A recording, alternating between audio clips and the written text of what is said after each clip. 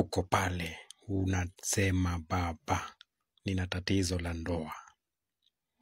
Ndoa yangu ina tatizo, nina mume, nina watoto. Ila huyu mume wangu hanisaidii. Njoo mwanangu, tuweze kumtengeneza huyu mume wako. Tumlazimishe akusaidie wewe. Pato la kwake lisaidie familia yake. Uko pale unasema baba, nina mpenzi wangu amenikataa. Mpenzi wangu tumeachana bila sababu, hata sijamkosea baba. Mwanangu, njoo niweze kukusaidia.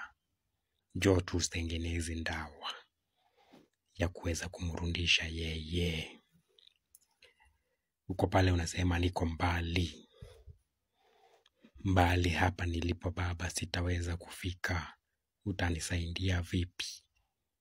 Babu yangu, wewe babu, wewe mwanangu, wewe njoo tuweze kufanya dawa ya kioo. Ukiwa mahali popote ulipo upate kusaidika.